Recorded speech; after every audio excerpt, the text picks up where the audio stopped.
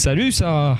Salut, alors on va parler de ta mobilité en Suède, donc on va retourner sur la route des expats.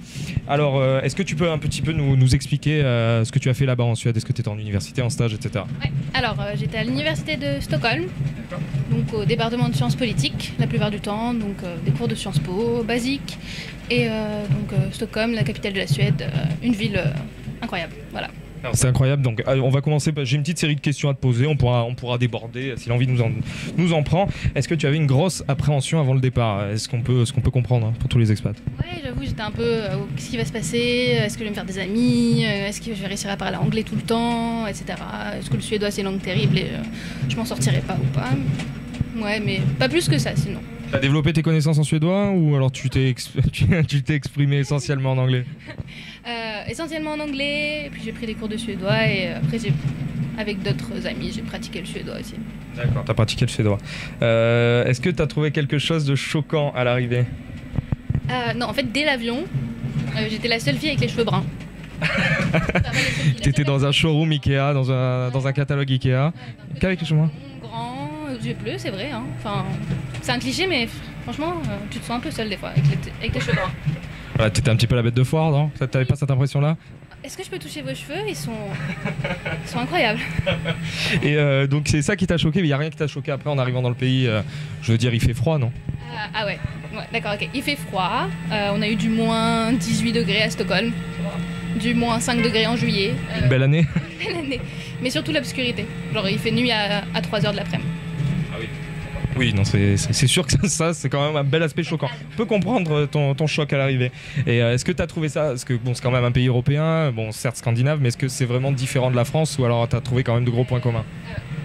Bon, il y a des gros points communs, hein, ça reste un pays occidental, voilà quoi. Mais il y a quand même de grosses différences dans tout ce qui est organisation, tout est beaucoup plus carré, tout est bien fait, l'administration, ils te répondent tout de suite, la sécurité sociale, c'est parfait, tu payes rien. Après, franchement, non, ça reste assez similaire quand même à la France. Ouais, donc rien ne t'a choqué à part les cheveux blonds des gens, c'était somme toute très, très normal. Les gens sont plus calmes, les gens sont plus posés que dans le sud de la France, ils peuvent être patients. Après, les gens sont moins bavards, ils sont plus froids que ce qu'on va être ici. On va parler à tout le monde, on va faire la fête tout le temps. Eux, ils sont plus... Plus posé, plus modéré, d'accord. Et donc justement, bah, tu parles de ce côté froid, mais est-ce que tu as trouvé qu'ils avaient quand même un accueil chaleureux, ce qui te donnait vraiment l'impression d'être accueillant vis-à-vis des étrangers, tout ça? Oui, après la Suède, c'est un pays qui accueille plein d'étrangers, plus que les États-Unis, genre elle toute seule. Et en fait, il y a genre une petite barrière qui est autour d'eux, une petite zone de confort qu'il faut genre salut, ou genre qu'il faut briser et qu'après ils peuvent devenir des super potes quoi. Ouais, donc voilà, tu t'expliques voilà, une différence notoire. D'accord, ouais, il faut les sortir un petit peu, il faut les bouger un peu, c'est ça? D'accord. L'ex-Oise que tu es, je pense, à appliquer des principes sudistes. Est-ce que tu as un objet marquant avec toi ou alors est-ce qu'il y a un objet qui t'a marqué plus que d'autres quand tu étais là-bas? Ma banane. Ta banane, d'accord. Ils sont très sport, fitness, tout ça. Alors du coup, ils mangent des bananes tout le temps. Et depuis qu'ils sont petits, ils ont appris que manger des bananes, c'était incroyable et qu'ils avaient besoin de bananes dans leur vie de tous les jours. Genre, je sais pas. D'accord, tu dévoiles quand même un aspect un petit peu étrange de la Suède, c'est-à-dire qu'on s'attendait pas à ce que la banane soit l'objet marquant. Mais pourquoi pas, hein? Pourquoi pas l'objet marquant? La même couleur que le drapeau, voilà. Non, mais c'est vrai qu'ils mangent des bananes tout le temps. Dans la rue, tu vois des gens manger des bananes. Tu vas acheter ton journal, tu peux acheter une banane avec. Enfin. Voilà. Moi, j'aime pas la banane en plus, alors du coup, c'est un peu. Ah oui, donc un vrai culte de la banane, donc. D'accord. Ça rappellera le crit à certains qui y sont allés cette année, la banane. Est-ce que tu as une anecdote qui t'a marqué, un événement particulier qui s'est passé là-bas, qui vraiment t'a dit waouh, c'est un pays de fous? Qu'est-ce qu'on a fait? On a fait Midsummer. C'est la fête qui célèbre l'arrivée de l'été. Quand il fait 4 degrés? Il pleuvait, genre des trompes d'eau, mais c'était le 21 juin. Et genre, il y a ce grand mât avec des fleurs qui célèbre la fertilité. Du coup, il y a 2 ovaires, genre, enfin, bref. Ah, c'est sympa. Et ils dansent autour avec les enfants. Ils font une ronde et ils dansent autour et ils chantent des chants célébrant la fertilité, le printemps, tout ça, les animaux. Enfin, c'est le truc le plus suédois que j'ai fait, je pense. Ah oui, ils sont bien attaqués aussi, hein. D'accord. Et au-delà de ce portrait amélioratif de la Suède, est-ce que tu as trouvé quelque chose qui était dérangeant, quelque chose qui t'a pas plu? Bah justement, ils accueillent plein d'immigrés. Et moi, je vivais à Stockholm dans le centre et on voit que des gens blonds aux yeux bleus.